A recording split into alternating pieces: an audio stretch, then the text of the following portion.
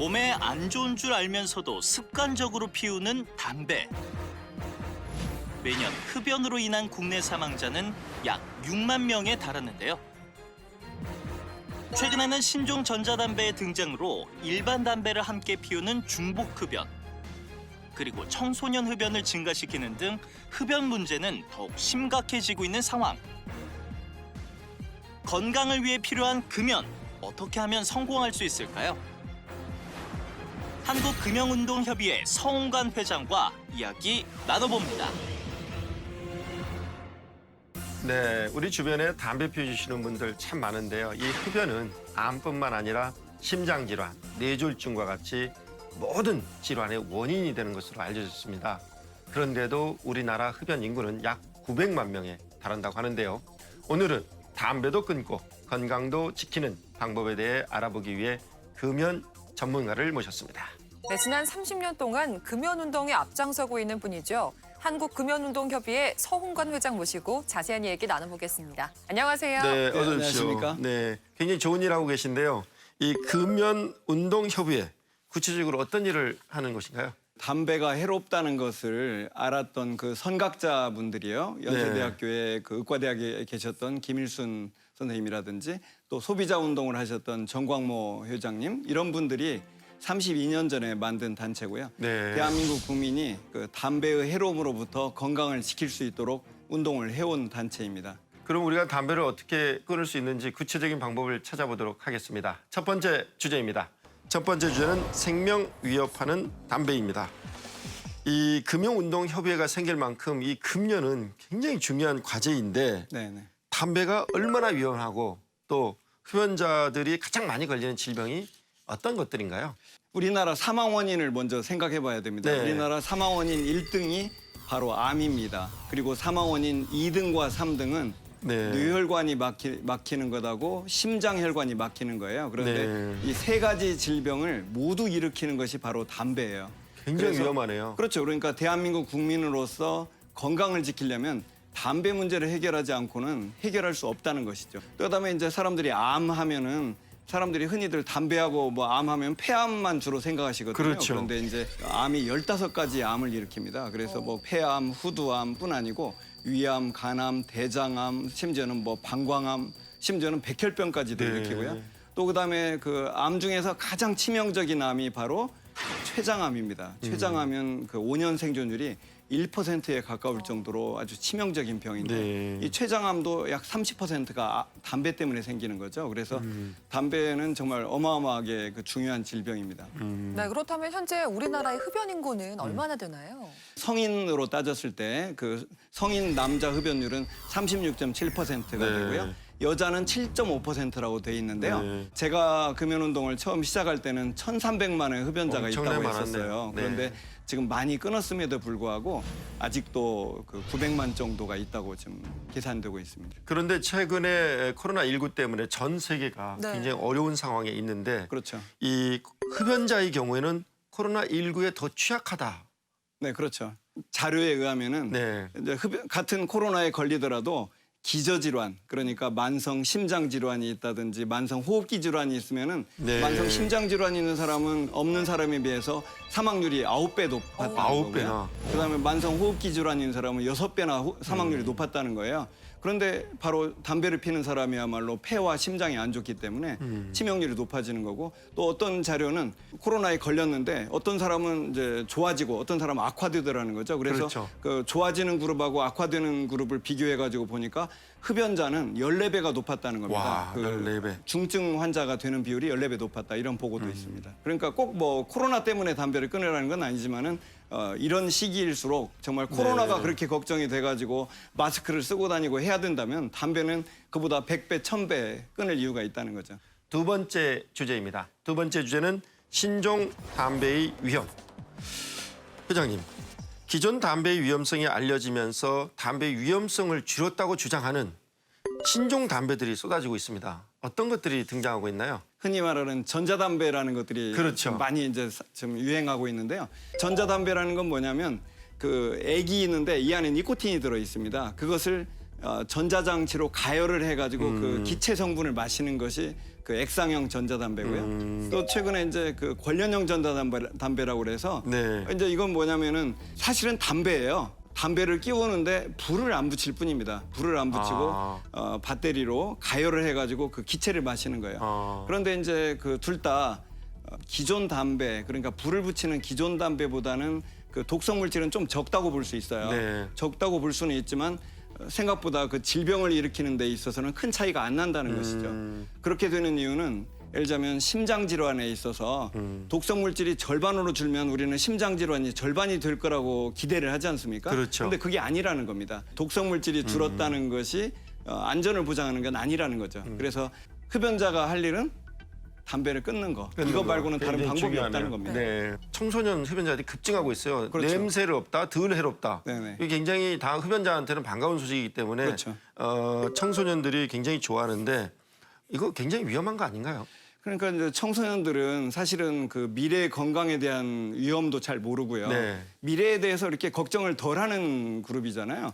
그런데 사실은 이제 그 젊을 때부터 전자담배가 됐건 뭐가 됐건 니코틴에 노출이 되면은 그 뇌의 그 전두엽이라고 있는데 전두엽 발달에 장애를 줍니다. 전두엽 발달에 장애가 되면은 학습 능력이 저하되고 집중력 장애, 충동 장애 조절에 어려움을 겪게 되고 또 어떤 연구에 의하면은 나중에 담배를 끊더라도 그 뇌에 생긴 질환, 그러니까 충동 장애라든지 그 집중력 장애가 계속 지속된다는 겁니다. 완전히 회복이 안 된다는 보고들이 있어요. 그래서 흡연이라는 거, 또 니코틴 중독이 된다는 것은 일종의 뇌에 질환이 생기는 것이고 그것은 대단히 불리하게 인생을 출발하는 것이라는 거죠. 청소년기에 그렇게 나쁜 습관이 생기면 평생 가니까. 맞아요. 아, 그것도 그렇죠. 정말 이게 큰 문제죠. 청소년기에 그것도 더 심각한 예. 문제죠. 청소년기에 일찍 담배를 시작할수록 그 나중에 어른이 돼서 담배를 끊으려고 해도 끊지를 못합니다. 그렇죠. 왜냐하면은 이 흡연이라는 습관은 단순히 니코틴 중독만이 아니고 정서적 중독이 있어요. 그걸 이제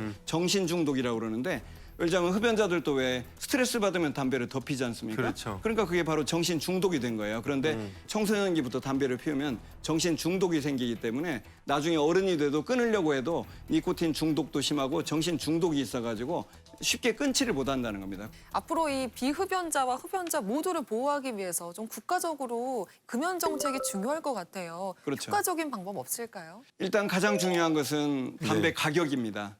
지금 현재 사람들이 2015년에 담배 가격이 2,000원이 오르니까 이제 담배 가격은 충분해라고 사람들이 많이들 생각하거든요. 그런데 사실은 OECD 34개 국가 중에서 그 담배 가격 인상 전에는 34등, 그러니까 꼴등이었고요. 지금 현재 31등이에요. 아직도 최하위 수준입니다. 그런데 그 정부에서 지난해 그 세계 금연의 날에 그 금연 종합 대책이라는 걸 발표했는데 담배 가격에 대해서 언급 한마디도 없어요. 이건 정말 인식 자체가 잘못됐다고 볼 수밖에 없고요. 그다음에 이제 또 하나는 편의점마다 담배 광고가 가득 차 있어요. 지금 현재 우리가 조사를 했더니 담배 그 편의점 하나당 담배 광고가 34개가 있다는 겁니다. 붙어 있습니다. 그거 다 담배 회사가 돈 내는 겁니다. 네. 왜 돈을 줍니까? 예, 청소년들을 그 유혹하기 위해서죠. 선진국에서는 말이죠. 담배 광고를 다 없앴어요. 88개 국가가 이미 담배 광고를 다 없앴는데 대한민국은요.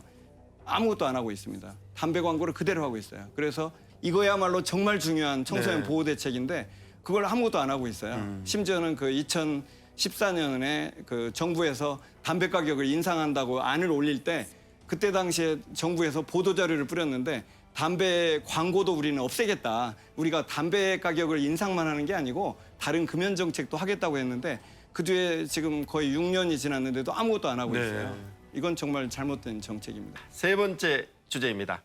세 번째 주제는 금연 실천법 3가지입니다.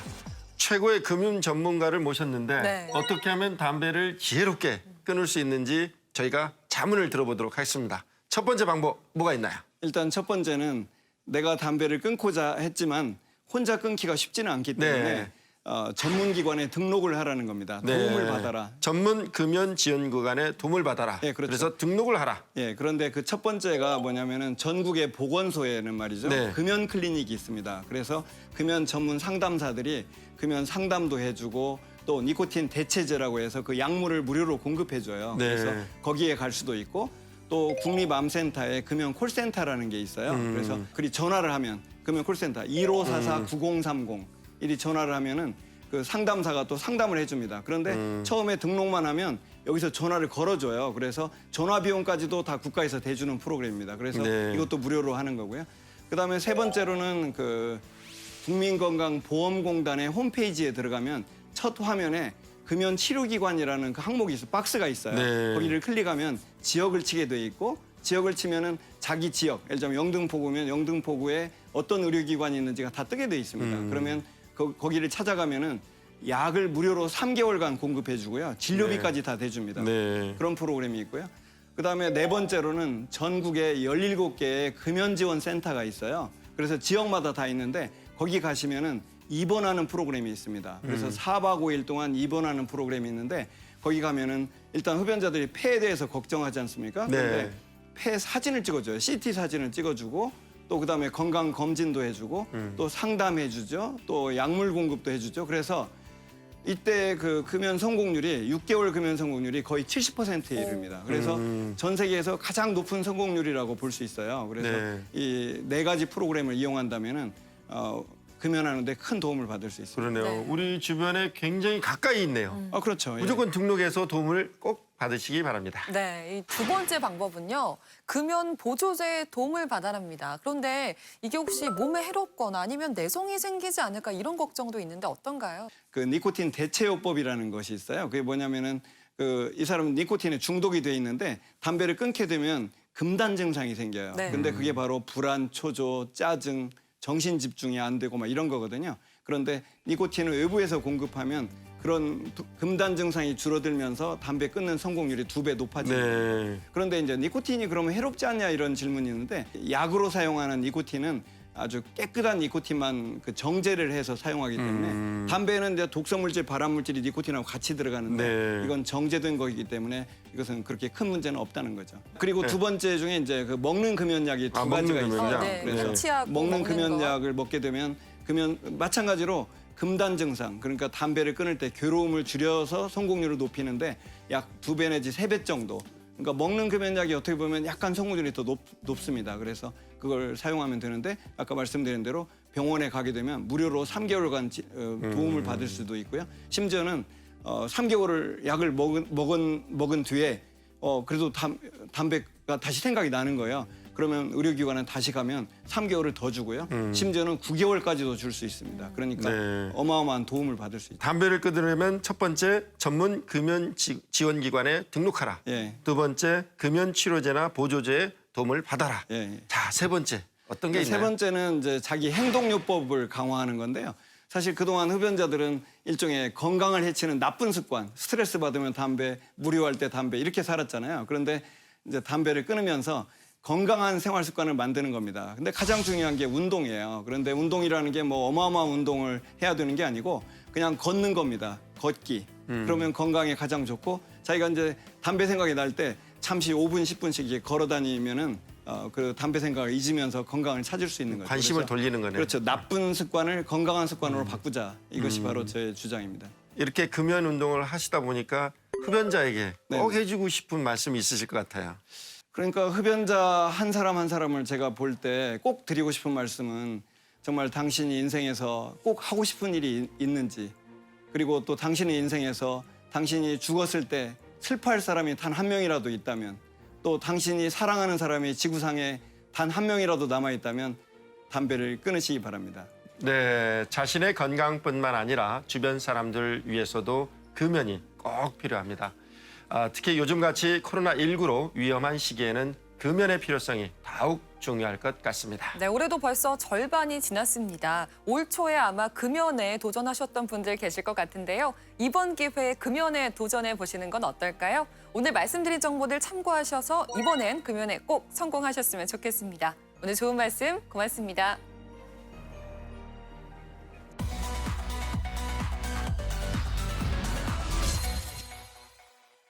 최은수의 노다지 119번째 시간입니다. 코로나19 사태로 경제 악화가 이어지면서 실업급여 신규 신청자가 11만 1천 명에 달했다고 합니다. 오늘은 실업급여를 신청하는 방법에 대해 알려드리겠습니다.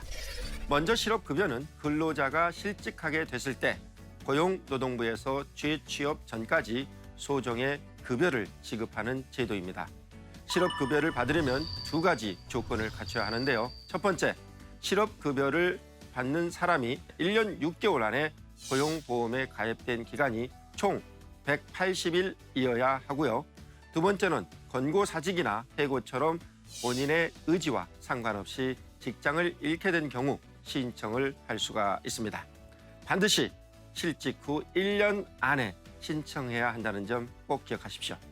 실업급여는 퇴직 전 평균 임금의 약 60%를 받을 수가 있는데요. 일일 지급액은 최소 6만 120원에서 최대 6만 6천 원이 됩니다. 정확한 금액은 고용보험 홈페이지에서 실업급여 계산기를 이용해서 확인하실 수가 있습니다. 실업급여 수급 기간은 50세 미만일 경우 근무한 기간에 따라 최소 120일에서 최대 240일 동안 받을 수가 있고요. 50세 이상 및 장애인의 경우에는 최소 120일에서 최대 270일 동안 받을 수가 있습니다. 신청 방법은 고용센터를 방문하거나 워크넷 홈페이지에서 구직 등록을 한 다음에 수급 자격 신청 교육을 받으면 됩니다. 교육을 받았다면 14일 안에 고용센터를 방문해서 수급 자격 인정 신청서를 제출하면 됩니다. 또 수급 기간 동안 고용센터에서 지정한 날에 맞춰서 구직 활동을 증명하고 실업 인정을 받아야 한다는 점 꼭 기억하시기 바랍니다. 실업급여에 대한 모든 것 좀 더 자세히 알아보겠습니다. 혹시 실업급여를 다 받고도 재취업을 하지 못한 경우에는 지원받을 수 있는 방법 없을까요? 네, 방법이 또 있습니다. 이 개별 연장급여라는 것이 있는데요. 누구나 다 가능한 것이 아닙니다. 특별한 사유가 있어야 하는데요. 대상자는 직업 소개에 3번 이상 응했지만 취업이 되지 않았거나 18세 미만이거나 65세 이상인 경우에만 해당이 됩니다. 그럼 반대로 수급 기간이 남아있는 상태에서 재취업에 성공했다면 실업급여는 더 이상 받을 수 없게 되는 거죠? 네, 그렇습니다. 이런 경우에는 실업급여를 더 이상 받을 수가 없게 됩니다. 다만 수급 기간이 30일 이상 남아 있을 경우에는 남은 급여 일수의 절반을 조기 재취업 수당으로 받을 수가 있습니다. 조기 재취업 수당은 취업하고 6개월이 지난 후 신청할 수 있으니까 참고하시기 바랍니다. 네, 실업급여를 받으려면 재취업 활동을 증명해야 하잖아요. 그렇죠. 그런데 갑자기 몸이 아파서 재취업 활동을 할 수 없게 된다면 어떻게 하나요? 네, 그런 경우는 수급 기간 중 7일 이상 부상이나 질병, 출산으로 재취업 활동을 할 수 없게 되는 그런 것으로 인정이 돼서 수급 기간을 연장하거나 상병급여를 지급받을 수가 있습니다. 수급 기간 연장은 최대 4년까지 할 수가 있고요. 상병급여는 진단서나 입퇴원 확인서 등 증명 서류를 제출하면 됩니다. 네. 지난달 신규 실업자 수가 역대 최대를 기록했다고 하는데요. 오늘 알려드린 정보가 도움이 됐으면 좋겠습니다. 오늘 좋은 말씀 고맙습니다.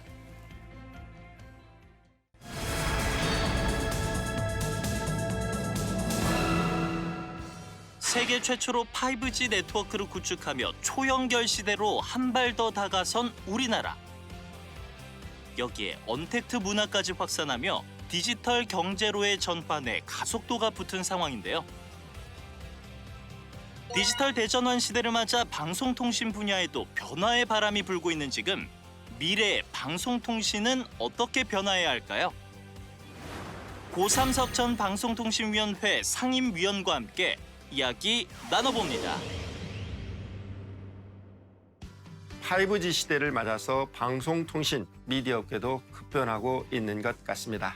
그래서 오늘은 방송통신 미디어의 미래 전략을 모색하는 시간을 마련했습니다. 고삼석 전 방송통신위원회 상임위원과 함께 방송통신의 미래에 대해서 이야기 나눠보겠습니다. 안녕하세요. 네, 어서 오십시오. 네, 안녕하세요. 주제가 거창해요. 방송통신의 미래. 예, 상당히 지금- 무겁습니다. 네, 이런 이유가 방송통신 전문가이시고 네. 그리고 최근에 5G와 초연결 사회에 대한 책을 저술을 하셨다고 네, 네, 들었습니다. 그렇습니다. 내용을 잠깐.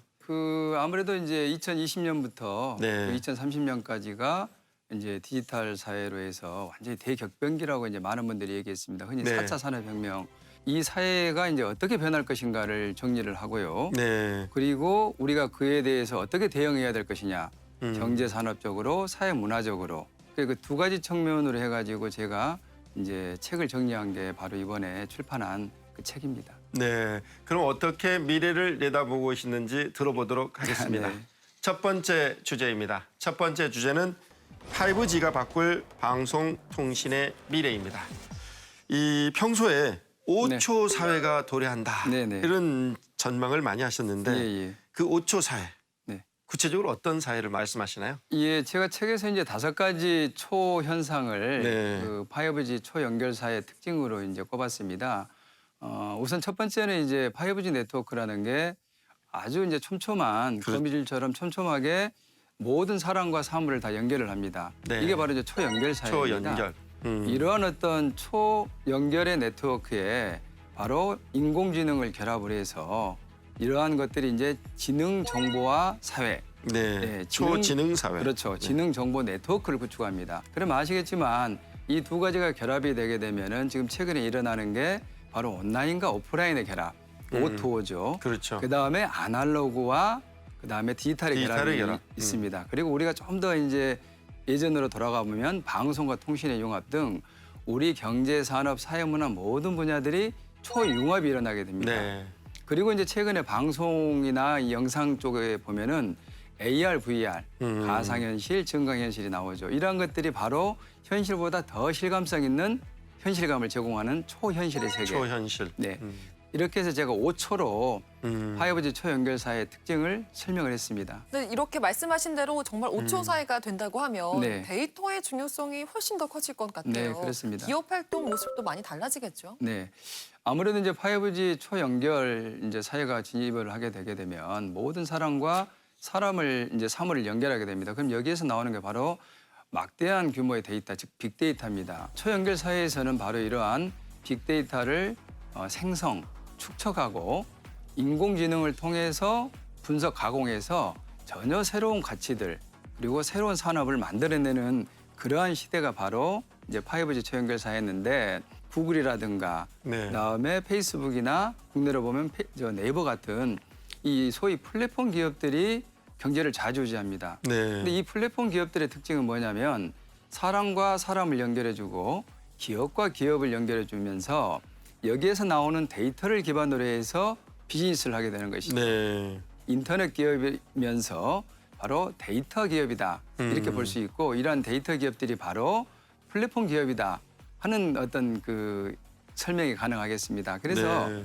기본적으로 지금은 모든 기업들이 바로 이러한 데이터 기업이고 플랫폼 기업이다. 저는 그렇게 생각을 합니다. 네, 말씀하신 대로 그러니까 네. 5초 사회 현상이 사회 곳곳에 스며들면서 네, 네, 그렇습니다. 디지털 대전환, 대격변이 일어나고 있고 네. 이로 인해서 방송통신 업계도 큰 영향을 받고 있어요. 네, 맞습니다. 그러면 어떤 준비를 해야 될까요? 방송통신 업계. 뭐 이제 뒤에도 이제 얘기를 나누겠습니다만은 지금 이제 앞서 말씀드린 대로 코로나19 이전에도 네. 우리가 디지털 대전환 4차 산업혁명부터 시작된 디지털 대전환이 일어났었고 그로 인해서 이제 방송과 통신의 융합이 본격화됐습니다. 전통적인 방송사들은 아직 이 수준까지는 지금 가지 못한 것 같습니다. 그렇기 때문에 앞으로는 이제 방송사들이 더 중심이 돼서 이러한 디지털 전환 그리고 방송과 통신의 융합이 더 급속하게 이루어져야지 이제 생존할 수 있다. 저는 그렇게 지금 생각을 합니다. 네. 따라서 이와 관련된 디지털 인프라 구축이나 디지털 서비스를 시청자들에게 원활하게 제공할 수 있는 그러한 서비스 시스템을 구축하는 게 무엇보다 필요하다. 저는 그렇게 생각을 합니다. 네. 그러면 우리 방송사들이 어떻게 디지털 전환을 서둘러야 되는지 두 번째 주제입니다. 네. 두 번째 주제는 국내 방송통신의 현재와 미래입니다. 그렇다면 방송통신 산업의 현주소가 뭐고 앞으로 어떻게 가야 될지 눈에 선하실 것 같아요. 네. 현재를 좀 진단해 주시죠. 예, 방금 말씀하신 대로 이제 두 가지를 좀 분리해 네. 봐야 될 것 같습니다. 이제 정보통신 산업 분야와 방송 산업을 분리해서 좀 봐야 될 필요가 있는데 먼저 이제 통신 부분의 경우는 아시겠지만 작년에 우리나라가 세계 최초로 5G 상용화를 했습니다. 그렇습니다. 이건 다시 얘기하면은 초연결사의 진입을 우리나라가 가장 빨리 했다. 이렇게도 지금 해석이 가능합니다. 그렇기 때문에 ICT 분야에서는 우리나라가 세계를 선도하고 있다. 이렇게 봐도 될 것 같습니다. 반면에 지금 국내 이제 방송 시장은 특히 전통 방송 사업자들이죠. 지상파라든가 또 종편 방송 사업자들도 그렇습니다만은 여러 가지 지금 규제에 지금 묶여 있습니다. 네. 그러다 보니까 성장 발전하기보다는 정체 내지는 쇠퇴하고 있다. 이게 좀 정확한 진단인 것 같습니다. 여기에다가 아마 이 두 분께서도 요즘 그 넷플릭스 같은 OTT를 많이 이용하실 겁니다. 네. 이 글로벌 그 OTT 사업자인 넷플릭스 같은 경우는 지난 한 해만 해도 18조 원을 콘텐츠에 투자를 했습니다. 와. 이러다 보니까 그러한 거대 글로벌 인터넷 기업들이 콘텐츠 기업들이 지금 국내 시장으로 그리고 우리나라 한류 콘텐츠가 나가 있는 지역을 집중적으로 공략을 하고 있습니다. 그렇기 때문에 지금 현재 이 상태가 간다고 그런다면 우리 이 방송 산업은 상당히 어려울 것으로 저는 그렇게 지금 예측을 하고 있습니다. 네, 그렇다고 한다면 우리 방송통신업계가 그래도 그 상황에서 조금이라도 선전하기 위해서 좀 네. 여러 가지 변화가 필요할 것 같아요. 네. 어떤 좀 움직임이 필요하다고 보십니까? 방송 사업자 입장에서 보면은 디지털 기술이나 디지털 서비스에 대해서는 아직도 충분히 활용하고 있지 못하다는 그런 생각을 하고 있습니다. 그렇기 때문에 방송 영역에서는 보다 빠른 디지털 전환이 저는 이루어져야 된다고 생각을 하고 그래서 이러한 방송과 통신이 융합이 돼서 시너지 효과를 낼 수 있으면 저는 좋다고 생각을 합니다. 네. 그리고 또 국가 경제적인 관점에서 본다면은 우리가 이제 한류 시장이라는 그렇죠. 큰 시장을 갖고 있기 때문에 방송 사업자나 통신 사업자들이 협력해서 이러한 시장으로 진출해 나간다면은 아무래도 국가 경제에도 큰 도움을 주지 않을까 그렇게 생각을 합니다. 네. 그러면 이제 우리가 글로벌 방송 네. 통신의 트렌드 속에서 움직여야 되는데 네. 글로벌은 어떻게 움직이고 있고 우리는 어떤 방향으로 가는 게 좋을까요? 실제로 지금 글로벌 미디어 시장에 2018년 기준 전체 시장 규모가 약 2,500조 정도 됐습니다.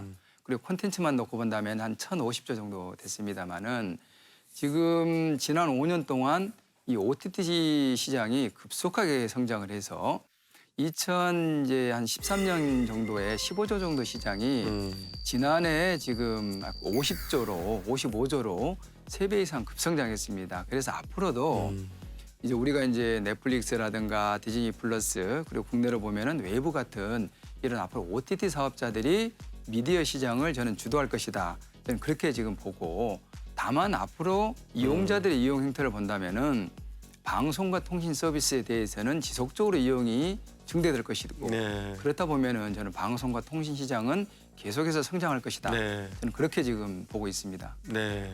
세 번째 주제입니다. 세 번째는 방송통신 강국의 길입니다. 말씀하신 것처럼 최근 방송통신의 트렌드가 OTT 중심으로 네, 그렇습니다. 급변하고 있다고 들었는데 이런 문제에 대항하기 위해서 국내 인터넷 사업자의 역차별 문제를 개선해야 된다. 네, 네. 이래서 법이 개정됐다고 들었습니다. 네, 최근에. 어떤 내용인가요? 예, 과거에는 이제 그 통신사 경우를 이제 플랫폼 사업자로 그랬습니다. 네트워크를 이제 가지면서 네. 가입자를 관리하는 그런 사업자들이 워낙 강했기 때문에 콘텐츠 사업자, 방송 사업자를 보호하기 위해서 법이나 제도가 콘텐츠 사업자를 보호하는 그러한 쪽으로 이제 만들어져 있었습니다. 그런데 이게 글로벌 인터넷 기업들이 성장하고 그 다음에 OTT 사업자들이 성장하면서 오히려 힘의 역전이 이제 일어나는 그렇죠. 겁니다. 네. 오히려 플랫폼 사업자들이 갑이 아닌 을이 돼 버리는 거거든요. 근데 문제는 국내에서는 이제 뭐 인터넷 기업이나 콘텐츠 기업에 대해서 이런 통신사들이 이 망 이용 대가나 이런 것들을 다 받았습니다. 근데 외국 사업자에 대해서는 지금 거의 받지를 못하고 있거든요. 그렇죠. 그래서 무임승차이죠. 네, 그렇습니다. 이러한 문제가 가장 기본적인 역차별입니다.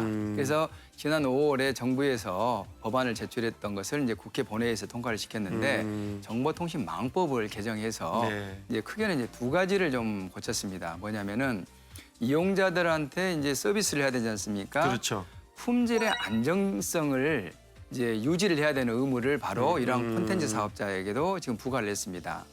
그다음에 두 번째가 앞서 말씀드린 대로 그 네트워크와 같은 인프라를 이용할 때 합리적인 가격을 지불하는 조건으로 계약을 하라고 해서 그런 것들이 이제 법의 근거를 마련했기 때문에 이제 공정 경쟁을 위한 토대는 마련되었다. 음. 저는 그렇게 생각을 합니다. 이제 머지않아서 제5기 방송통신위원회가 출범을 합니다. 네. 3, 4기에서 활동을 하셨으니까 네. 누구보다 더 잘 아실 것 같은데 이런 과제들은 좀 해결을 꼭 해줬으면 좋겠다 하시는 거 있으신가요? 네, 저는 한 3가지 정도 지금 생각을 하고 네. 있습니다. 첫 번째는 방송통신위는 무엇보다도 바로 디지털 포용 정책의 주무부서가 돼야 됩니다.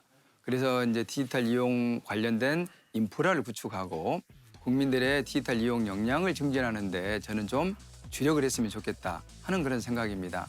그리고 앞서도 말씀하셨지만 이제 국내 사업자 간의 역차별이 지금 계속해서 지금 곳곳에 일어나고 있습니다. 국내 사업자 간 역차별 해소 그리고 국내 산업 진흥을 위해서 방송통신위원회가 좀 역할을 해줬으면 좋겠다 네. 하는 그런 생각을 갖고 있고 마지막으로는 이제 앞서 말씀드린 대로 이제 초연결 사회가 네. 된다고 그런다면은 어떻게 이용자들을 더 보호할 것이냐, 어떻게 하면 이용자들이 인터넷이나 디지털 서비스를 이용해서 더 좋은 삶의 질을 높일 것이냐 이런 쪽으로 정책을 저는 좀 추진했으면 좋겠다 이런 생각을 갖고 있습니다. 넷플릭스의 한국 공세가 아주 거세요. 네네. 네, 그만큼 글로벌 기업들의 자본 투자와 본격적인 네. 콘텐츠 개발이 그렇습니다. 시장을 압도하고 있을 정도인데요. 우리나라 방송통신의 글로벌 경쟁력을 높이려면 어떻게 해야 될까요? 네, 며칠 전에 이제 정부에서 그 디지털 미디어 생태계 발전 방안이라는 그 종합 계획을 범부처 7개 부처가 한꺼번에 발표를 했습니다. 여기에서 이제 대원칙이 뭐냐면 최소 규제와 최대 진흥입니다. 아시다시피 지금 방송통신 산업은 대표적인 규제 산업입니다. 근데 이러한 어떤 규제가 과거 산업화 시대의 규제 기조와 그 시스템을 그대로 지금까지 가져왔습니다. 상대적으로 방송이 훨씬 더 심각하거든요. 그렇기 때문에 산업의 진흥에 필요한 그런 규제 합리화, 완화는 저는 어느 정도 꼭 선행돼야 된다 이런 생각입니다. 그다음에 마지막으로 지금 우리나라가 ICT와 방송 부분은 정말 세계적인 경쟁력을 갖고 그렇죠. 있습니다. 그러나 지금 우리나라에 대한 이 도전이 만만치 않습니다. 국내 시장에 대한 도전, 그리고 한류 시장에 대한 도전이 만만치 않은데 이러한 시장을 지키고 더 확장하지 못한다고 그런다면은 우리나라의 방송통신 산업이 저는 미래가 없다. 저는 이렇게 생각합니다. 그렇기 때문에 가급적이면 이제 큰 사업자들 그리고 경쟁력 있는 사업자들은 글로벌로 나가서 글로벌 시장에서 글로벌 이용자들을 대상으로 활동을 하도록 자꾸 권장해야 되지 않냐 하는 그런 생각들을 해봅니다. 네, 비대면 문화 확산과 디지털 전환의 가속화로 방송통신 역시 변화의 길을 걷고 있는데요. 네, 맞습니다. 이를 바탕으로 변화에 빠르게 대처한다면 국내 방송통신 산업도 세계적인 경쟁력을 갖출 수 있을 것 같은데요. 앞으로 세계인들이 사랑하고 또 즐겨 찾는 콘텐츠를 만드는 대한민국으로 우뚝 서길 기대해 보겠습니다. 오늘도 토요 포커스를 시청해 주신 여러분 고맙습니다.